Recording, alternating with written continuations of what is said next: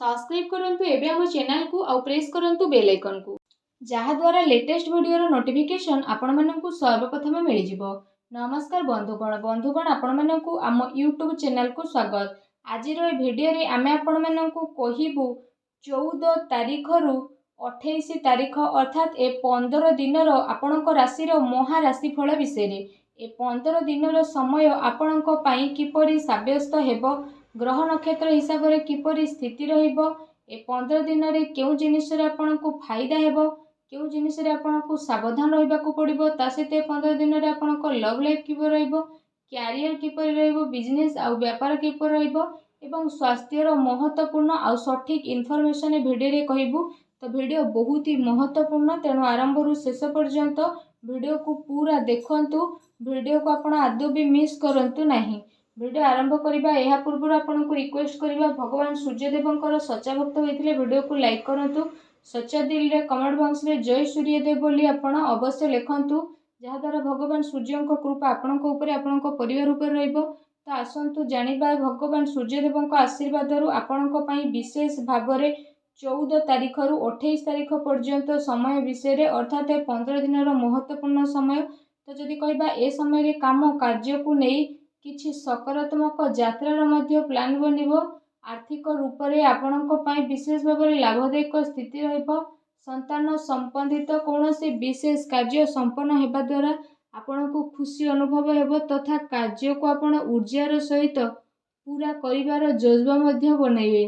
ता सहित ए समय रे पारिवारिक वातावरण अनुशासित तथा सकारात्मक मध्य रहिबो। कौनसी समस्या रे विवाह संबंधित भल प्रस्ताव मध्य आपणकर आसीपारे। ता सहित आपण निजर कार्य को योजनाबद्ध एवं उचित उपाय रे ब्रह्मबद्ध करिकी निपुटेकी कहिछि अवश्य ही आपनको सफलता मिलिबो।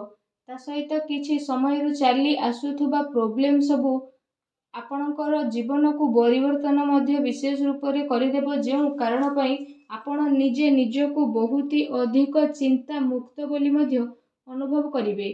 ता सहित विदेश रे जाइके अध्ययन करिवे पई मध्य प्रयासरत विद्यार्थी को मध्य अनुकूल प्रयास मिलिबो। एहा सहित जदि कहिबा आपण एहा अनुभव करिवे कि कौनसी विपरीत परिस्थिति रे आपणकर पूरा परिवार कांधरे कांध मिसेकी आपणक साथ रे अछंती। तो सेथि पई निजर परिवार को प्राथमिकता ऊपर रखिबा आपणक पई अति आवश्यक। घरर बड़ वृद्ध वरिष्ठ व्यक्ति सहित मध्य विशेष रूप से जदि आमे कहिबा तांको पई भी स्थिति आपणकर बहुत ही भल रहिबो, बहुत बढ़िया रहिबो। प्रतिटी स्थिति आपणक पई बेस्ट रहिबो। आ घरर माहौल आपणकर आहुरी अधिक खुशी भरा रहिबो। सेथि पई घरर बड़ वृद्धंक सह वरिष्ठ व्यक्ति सह किछि टाइम आपण अवश्य ही स्पेंड करंतु। पारिवारिक सदस्य को आपणक ठारू किछि भल अपेक्षा रहिबो नाही। आ आपणको एहा पूरा करिवारे समर्थ आसीबे। तांकर पूरा खुशी आपणको बहुत अधिक खुशी प्रदान करिवो। ए समय रे धन रिलेटेड निवेश करिबा पई मध्य समय बहुत भल रहउची। आर्थिक स्थिति को मजबूत करिबारे मध्य आपण आपणकर पूरा ध्यान केंद्रित करिवे। एहा सहित आपण अधिकतर समय आत्म मंथन तथा एकाग्रचित वातावरण रे विशेष रूप से आनिबे, जहा द्वारा आपनको बहुत सारा प्रॉब्लम रु छुटकारा मिल जिवो, खुशी अनुभव करिवे तथा निज भितरे अप्रत्याशित संतोष आ ऊर्जार संचार मध्य आपण विशेष भाव में अनुभव करिवे। एहा सहित ए समय रे अजथा खर्च उपरे नियंत्रण करिबा आपणक पई आवश्यक रहिछि। अटकी थिबा पैसा मामला रे काहा उपरे आखि बंद करी आपण विश्वास करंतु नहीं।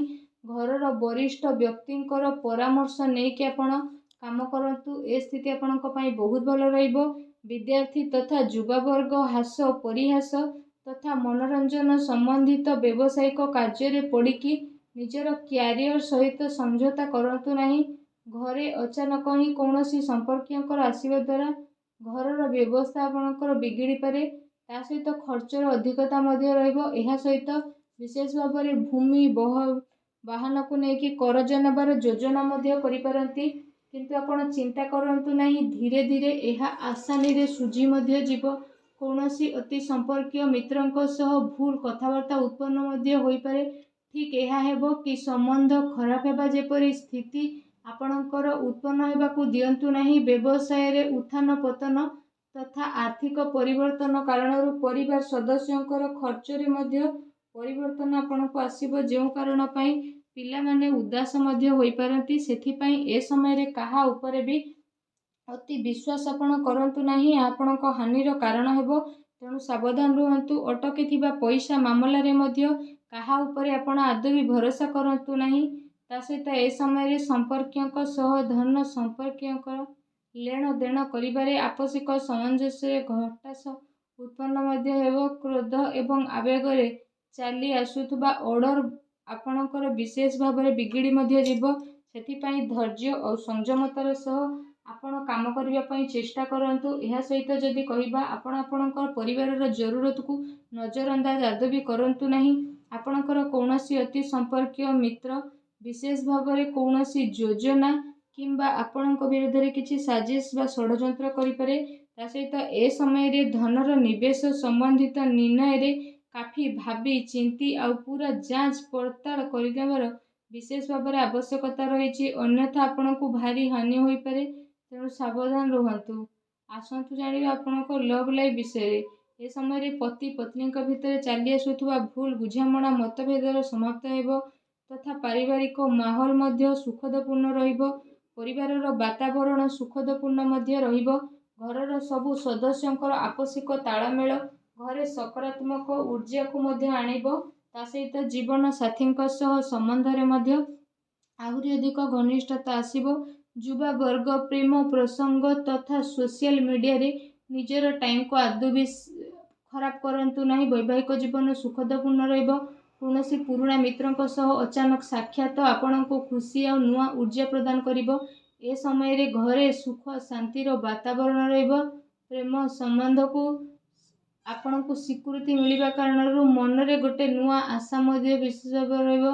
ଯଦି ବ୍ୟବସାୟ କ୍ୟାରିୟର ବିଷୟରେ କହିବା, ତ ଏ ସମୟରେ ଆପଣଙ୍କର ଉଦାରତା ତଥା ମୃଦୁଭାଷୀ ସ୍ୱଭାବ ଦ୍ୱାରା ବ୍ୟାପାରିକ ସମ୍ବନ୍ଧ ଆହୁରି ଅଧିକ ଭଲ ବନିବ।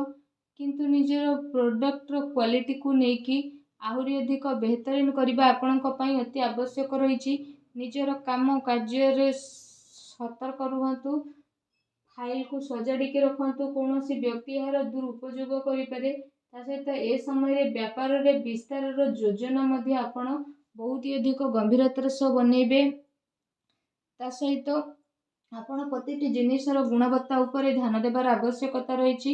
ମାର୍କେଟିଂ ତଥା ଜନ ସମ୍ପର୍କର ଦାୟରା ବହୁତ ଅଧିକ ବିସ୍ତୃତ କରିବାରେ ଆପଣ ଆପଣଙ୍କ ଧ୍ୟାନ କେନ୍ଦ୍ରିତ କରନ୍ତୁ।